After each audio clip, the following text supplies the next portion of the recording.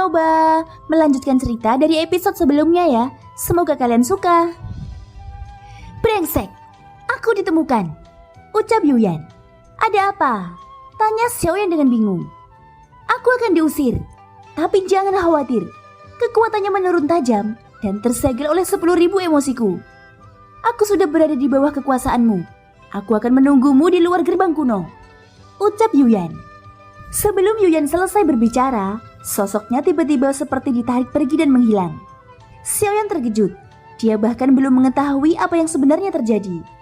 Dia hanya tahu bahwa Yuyan tiba-tiba melemparkannya di tengah pertarungan. Penguasa Istana Wu tidak sepenuhnya dilenyapkan oleh Yuyan. Namun hal baiknya adalah sebagian besar tubuhnya saat ini mengalami kerusakan parah. Kepalanya penyok, tulang tangannya patah, dan kakinya bengkok. Kondisinya saat ini sudah tidak bisa digambarkan seperti manusia. Sosoknya tersungkur, bahkan untuk berdiri pun dia tidak bisa. Namun meskipun begitu, Xiaoyan tidak berani mengabaikannya. Dia harus segera mengambil tindakan sebelum penguasa Istana Wu dapat memulihkan diri. Xiaoyan segera mengerahkan klon Yuan Shen untuk bergabung ke dalam tubuh aslinya. Tanda Sisun juga berkedip di antara kedua alisnya. Segel bintang 8 segera muncul. Setelah kekuatan energi dan darahnya meledak, bintang 9 dari keabadian fisik memadat. Tubuh Xiaoyan membesar hingga 3.500 kaki. Meski masih belum sebesar penguasa Istana Wu, tapi sekarang penguasa Istana Wu terluka parah. Dengan kondisinya saat ini, mustahil baginya untuk menjadi lawan Xiaoyan. Telapak kaki Xiaoyan tiba-tiba melangkah ke depan. Tinju seperti gunung diayunkan dan menghantam kepala penguasa Istana Wu. Sosoknya yang sudah penyok berguling-guling dengan menyedihkan ke belakang. Xiaoyan datang dengan langkah besar, kemudian menginjak kepala penguasa Istana Wu sampai tenggelam ke tanah. Setelah itu dia membungkuk hanya untuk mengangkat leher penguasa Istana Wu ke atas. Wajah yang berlumuran darah itu tampak sangat tragis. Untuk penguasa Istana Wu yang biasanya perkasa dan mendominasi, dia sudah tidak memiliki kesempatan untuk melawan. Juga tidak memiliki kekuatan untuk menghindar. Namun semakin dekat seseorang dengan kematian, semakin seseorang berjuang untuk nyawanya. Sama halnya bagi penguasa Istana Wu sekarang. Dia enggan dan masih mengangkat tinjunya dengan susah payah, memperlihatkan tulang berdarah tanpa daging.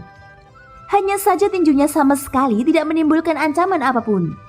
Xiaoyan menangkapnya dengan satu tangan, lalu memelintirnya hingga benar-benar terputus. Seperti yang dikatakan Yuyan, kekuatan penguasa Istana Wu telah disegel olehnya. Sekarang dia terluka parah. Kekuatan yang bisa dia berikan sangat lemah. Xiaoyan tidak menahan diri. Dalam hal ini dia tidak bisa menunjukkan belas kasihan apapun. Segera dia menghantamnya dengan sangat keras. Sosok besar penguasa Istana Wu jatuh ke tanah. Hampir separuh kota terguncang karena ukurannya. Cairan emas tumpah. Itu adalah sumsum tulang keabadian fisik.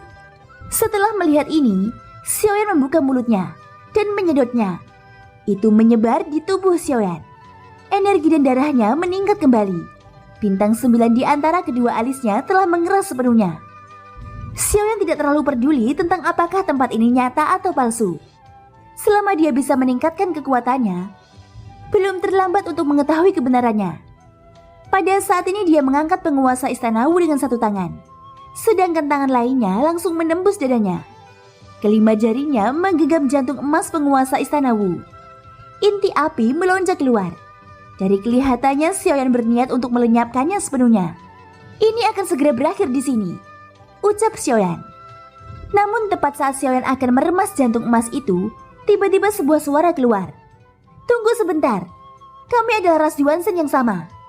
Aku hanya dikendalikan, ucap penguasa Istana Wu. Xiaoyan terkejut. Dia langsung mengendurkan kelima jarinya. Kamu juga memiliki darah keabadian fisik. Kamu pasti garis keturunan dari ras Yuan Shen. Dengarkan aku. Klan Yuan Shen sedang dalam masalah besar. Semua ini adalah konspirasi ras Jimmy, ucap penguasa Istana Wu. Xiaoyan tertegun sejenak setelah mendengar ini. Ras Jimmy telah menembus inti ras Yuan Shen. Bahkan Raja Yuan Shen kita telah dibawa pergi olehnya. Kekacauan akan segera terjadi, ucap penguasa Istana Wu terus berbicara. Xiaoyan mengerutkan keningnya. Dia sangat terkejut oleh penjelasan ini. Dari rumor yang ada, ras Yuan Shen dikalahkan karena kesombongan mereka sendiri.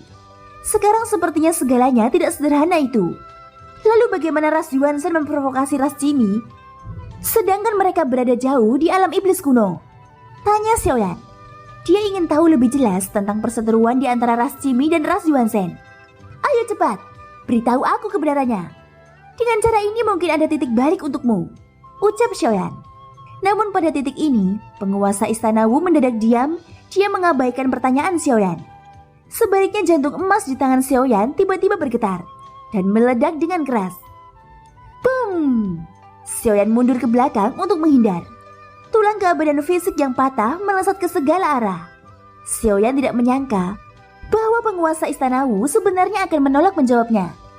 Setelah beberapa saat, dampak ledakan itu kembali padam. Sosok penguasa istana Wu hanya tersisa setengah tubuh. Xiaoyan bergegas maju lagi saat ini. Penguasa istana Wu meledakkan jantungnya. Cederanya lebih serius. Xiaoyan tidak menyerang. Dia ingin melihat apakah suara itu akan muncul lagi. Namun setelah menunggu beberapa saat, suara itu tidak terdengar lagi. Bahkan jika Xiaoyan mencoba bertanya, masih belum ada jawaban. Sepertinya penyampaiannya tadi hanya sebagian ingatannya dari periode waktu ini.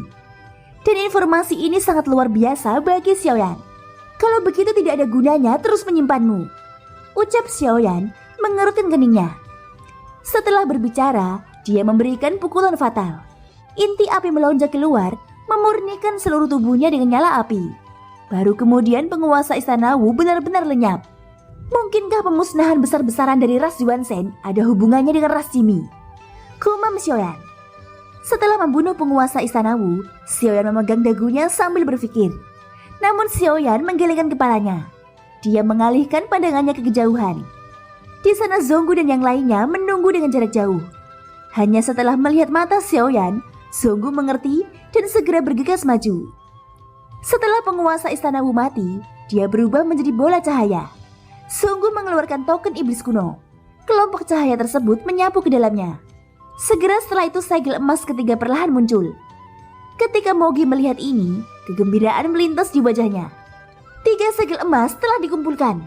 Sekarang kami sudah bisa meninggalkan tempat ini, ucap Mogi tanpa sadar merasa bersuka cita.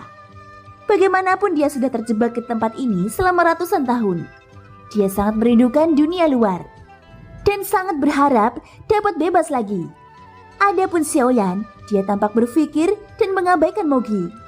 Jimmy di samping tetap diam tanpa berkomentar. Xiaoyan melirik mereka dan segera menyadari bahwa ada yang kurang. Di mana Ling Bao? Tanya Xiaoyan.